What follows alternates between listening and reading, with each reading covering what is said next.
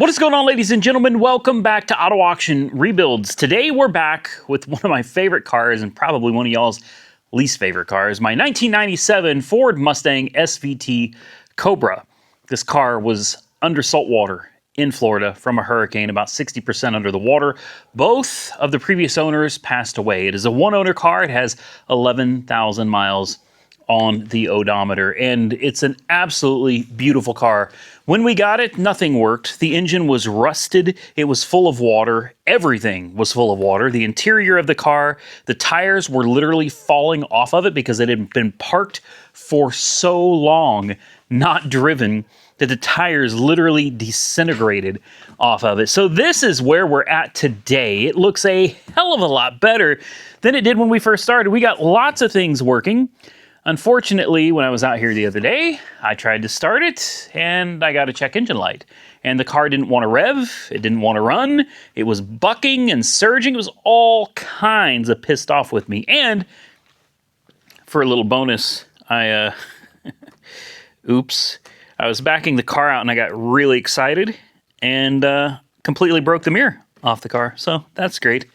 So let's run a diagnostic. First and foremost, if I could find the keys, let's run a diagnostic and let's figure out why this car is having such a problem. That's always a good place to start. It's quick, it's easy, and it doesn't cost anything if you have your own diagnostic tool like I do. So we'll leave the key on, we'll come over here to my trusty code reader, and let's see exactly what this car, is complaining about. So after waiting 20 minutes for this old school piece of tech to tell us what codes it has, we have a P0340, which is a camshaft position sensor, A circuit bank 1 or single sensor. Now, if I'm not mistaken, this car is a single sensor car. So should only have one camshaft position sensor, and it should be hiding behind the power steering fluid reservoir. There it is, I see it. Down there where there's a little connector, right there. You guys can see it. So, what do we do? Do we just take, I assume we just take out the power steering reservoir. Looks like there's 3, maybe 10 millimeters. And then hopefully we can just kind of lay it out of the way. Let's take that sensor out and let's have a look at it. All right, before I go any further, I thought we'd take a quick peek down here at the engine because a lot of people say there's no way that car has got 11,000 miles on it. Well, I disagree with you guys. You see the writing on the block? There's actually, if I could get, it's so hard to get light down here. There's stickers and chalk writing still on the block down there, guys. And if you look right here, we have an original Motorcraft belt.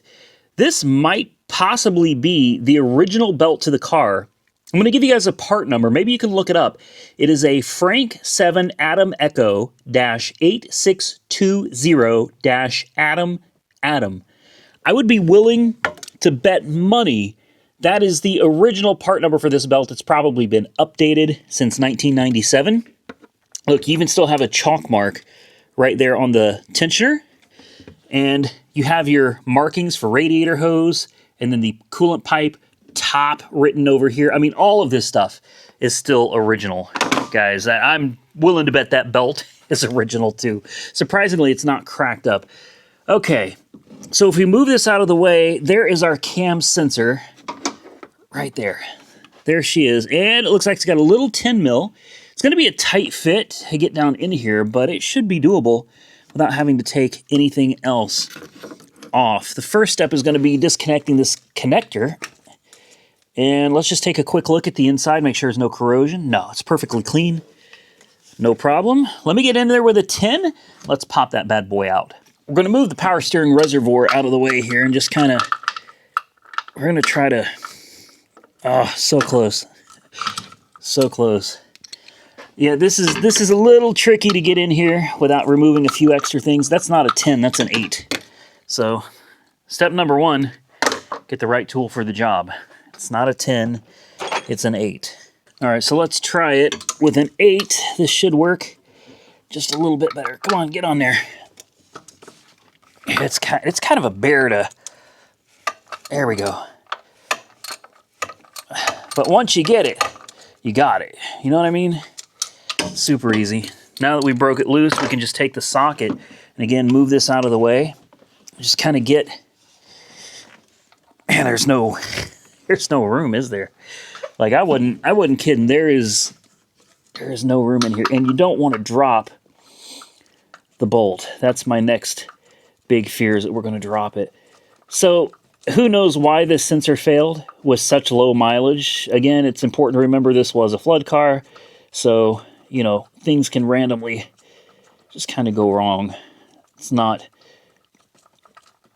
too surprising, and even without that, the fact that this age is from 1997.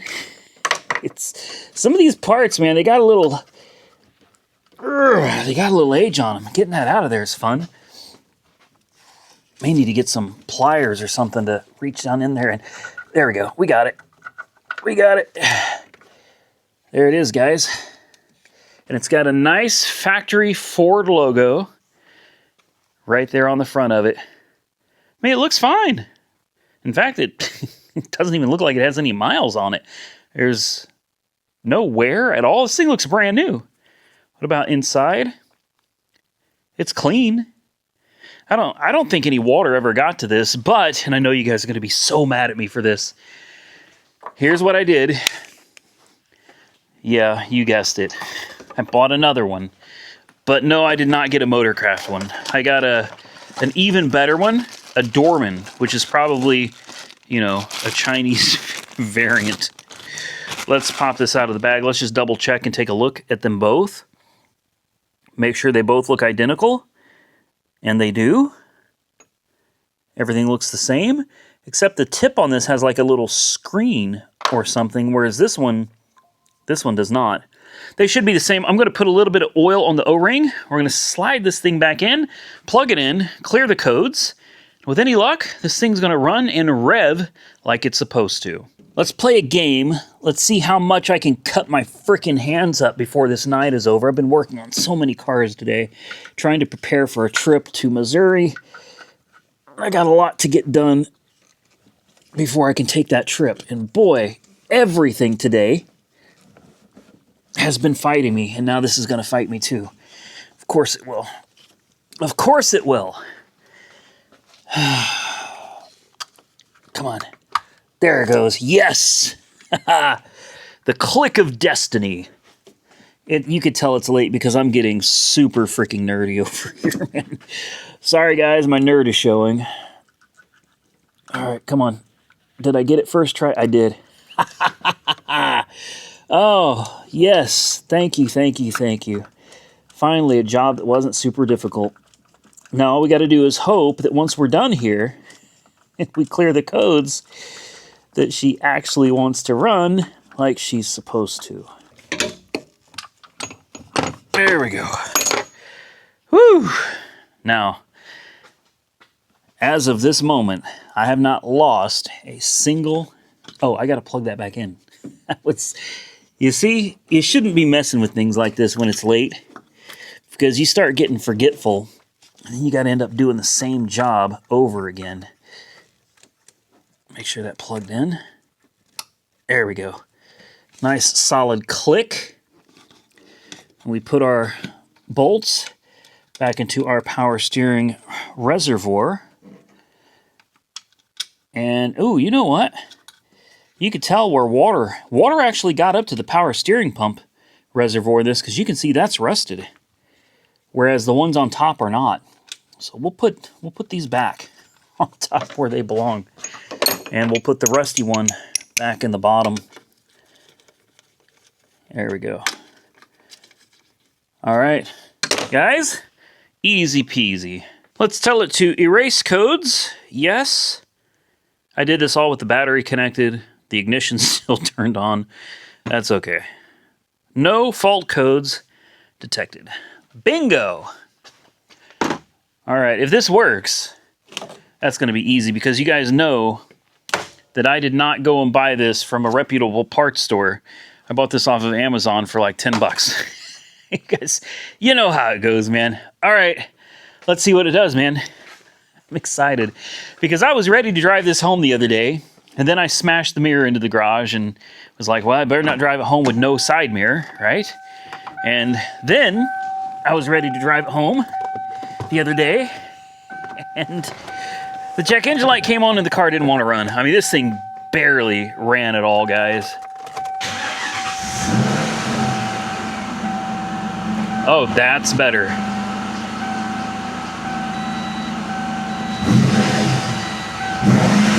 There we go. That's what I'm talking about.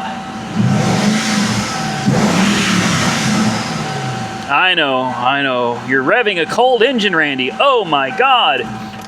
I know. You know, the other day the radio quit working. There we go. We'll turn that down. We don't need to mess with that. Okay, good deal. It runs. The check engine light's not on, and it's revving like it's supposed to. Next, let's see if we can... You know, it's been so long since I've worked on one of these. Like, well, I've been working on this one, but it's been so long since I've, like, regularly seen one of these. I can't remember. How does this... I keep thinking this foam cover is supposed to pop off, but for the life of me, I can't remember. Let's see, maybe we could use... boy, I hate using something like that. I'd almost rather use a trim tool. I don't want to damage anything, but I swear that you get back under here and this... Yeah, it's supposed to... That's supposed to pop out. Oops. I'm certain of it. Great. This was supposed to be the easy part. I know. Yeah. Here we go. There we go. I knew there was a way to do it. I was just doing it wrong. There we go.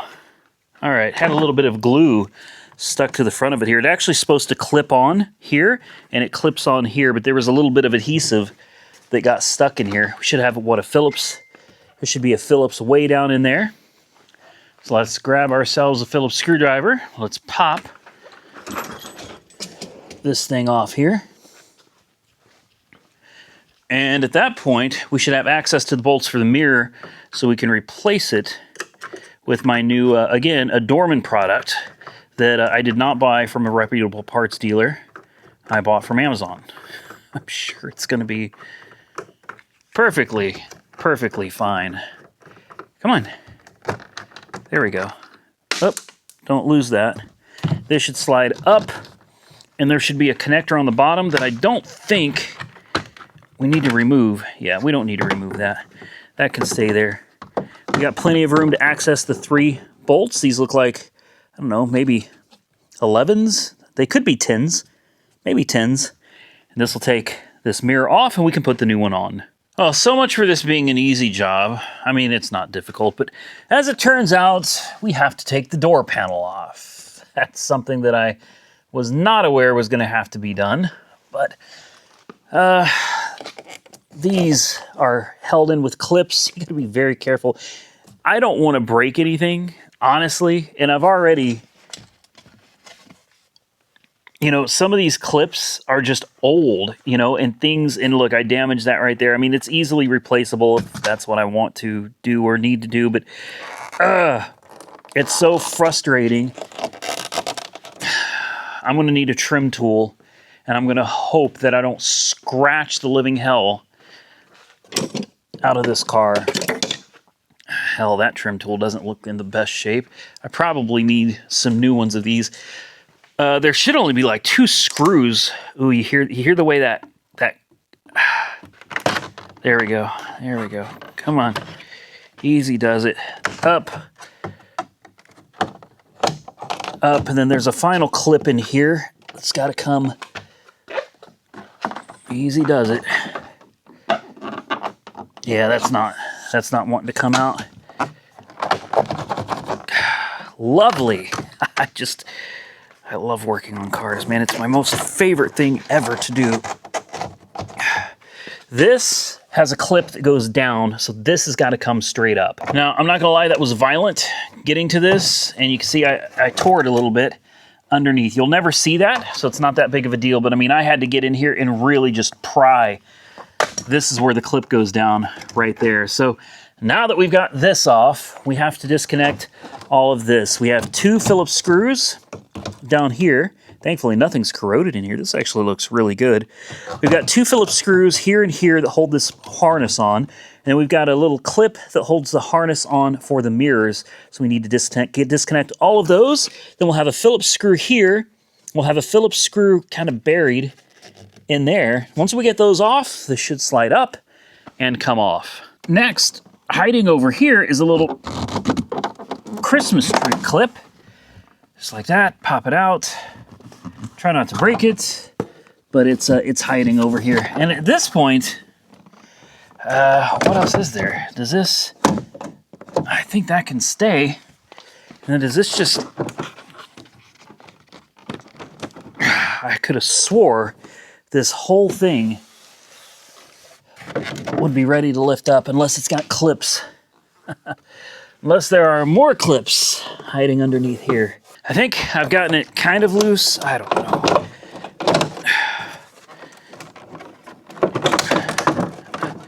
I don't like the way that sounds. Why does it seem like there's just one, you know what I mean? There's one thing holding this whole operation up here, and it's right over here by this speaker. Come on. There we go. And then the door handle, pop that through, pull this out. What do we got over here? Some kind of a door module? Great. Always something else to do, man. Always. Come on. There we go. A little bit of corrosion in there. But we got it out. So, good to go. Now we can move this out of the way. Good Lord. What a pain for a freaking mirror. So, what is this? This bolted on here too? Yeah, looks like we're going to have to take that off. Phillips screws. And another one right here. And hopefully that allows this to pop off and out of the way. Perfect. All right, so now all we got to do is pop this little guy off right here. And once we pop that off, we pull this through and we're ready for a new mirror. How about that? Surprisingly, everything under here looks really good. Like I'm kind of shocked at how nice everything looks in this door. This is incredible. All right, let's get the new mirror, and this will be the point where we find out it doesn't fit. Yeah, I'm excited about that. Let's take these little, we got little rubber nubs to protect the threads. Take those off, and thankfully I still have the bolts. Mirror looks like it's the same. I do believe it's gonna fit right in, as long as I don't drop it, right? So throw the little connector into the hole, and this thing should slide. Oh, look at that. It's like it was meant to be, right? Very nice. All right. Everything looks good. Everything pulls through here. I don't like the gap that's right here. Do you see that gap? Unfortunately, the factory mirror had the exact same gap. It's really weird. And it's legit the original mirror. So just to make sure nothing falls off here, I'm going to take these nuts. Come on. Are you serious? This is how we're going to do this? All right. Well, I've got one in. That's good enough. Let me start bolting this mirror on, plugging everything back in. Installation's in reverse order, guys. This all just pops back in. Remember, though, when you're putting this on, this has these little downward angled clips, and those actually, they don't clip into the door. They slide into these grooves and then down. So you got to kind of get it in and down. So don't forget that, guys. Let me start buttoning this up, and with any luck, this car is going to be ready to hit the highway. Voila, she's back together. It wasn't that big of a deal. I was thinking it was going to be a little bit easier. Turned out, no.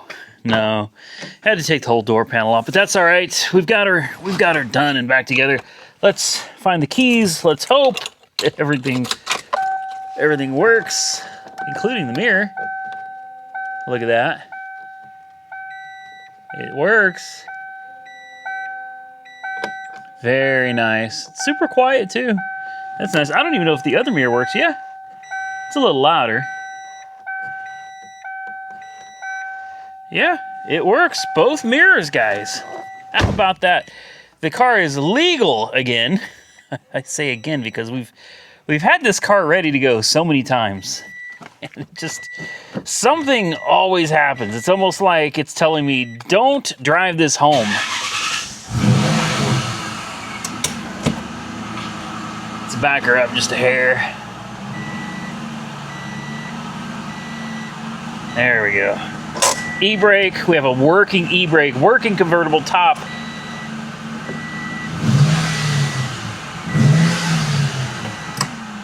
Working headlights. And fog lights. Hopefully the windows still work. Yes, they do. Okay, good. Oh, I almost ran over while I was in there. I went ahead and used my Liqui Moly electrical cleaner on all of my contact points, just as a safety precaution. I've got it, you might as well, right? Look at her, guys. Oh, man. Oh, she's filthy, honestly. She really is filthy. I need to get this thing down to Brian at the auto spot. He's going to make this thing look brand new again. He will. He'll have this thing polished up and dolled up. And, you know, I've been doing some thinking, which is dangerous. But I'm starting to wonder, with 11,000 miles on this, what would this car bring at a place like, I don't know, maybe Mecum, maybe Barrett-Jackson? You know, with 11,000 miles, being a one-owner car, yeah, I know it's got a flood history. In fact, if I'm being completely honest with you, I don't think the history on this car states flood. I have the title, and if I remember correctly, the title says salvage, damage, other, not specified. Now, I don't control what goes on the title as far as flood damage or accident damage. That's an insurance company that handles that. So this may not even say that it was a flood car. I don't know. It's got me wondering though, what would something like this bring? Completely cleaned up, dolled up, shining, spiffy, running and driving like it's supposed to, everything working. What would something like this with 11,000 miles bring at the auction? Huh. Maybe it's something to think about. I don't know. It could be fun. Anyway, guys, I think that's it for this video. Listen how good it's running now. Wow. That cam sensor made a huge difference. She's running smooth as silk. Yeah, man. Then again, how often are you going to come across a one-owner, 11,000 mile Mustang Cobra for $6,000 or whatever it was I paid? I don't remember, with shipping and everything, plus fees, plus obviously I've got a ton of parts into it. But that if you wanted to, you could just enjoy the hell out of this car. This thing it's ready to last for years and years, man. A lot of people don't believe that. A lot of people think that the car is going to completely fall apart. That's part of the reason I wanted to hold on to it for a while, because everybody told me in 1 month it's going to be trashed. And I'm like, except one problem. This car sat after the hurricanes. When was that, guys? Like July, August of last year? Come on, guys. You know, we're almost a year in now, and the car hasn't gotten worse. The car has gotten better, and it keeps getting better with every little thing that we fix. So I don't know. I think I disagree with some of you guys thinking that this car is going to just magically fall apart one day. I don't think so. I think it's a solid car that's going to be a great, reliable driver, or a collector piece for somebody someday. Who knows? Maybe it'll stick around here and it'll be my collector piece. With that, I'm going to get out of here, ladies and gentlemen. I hope you enjoyed this relatively short, quick, and easy video, getting the Mustang Cobra back up and running again and fixing the mirror that I broke because I got too excited. If you enjoyed the video, hit the thumbs up button and let me know. Consider subscribing to the channel if you're not already subscribed. And until next time, stay safe out there, everybody. I look forward to seeing you all again very soon in the next one.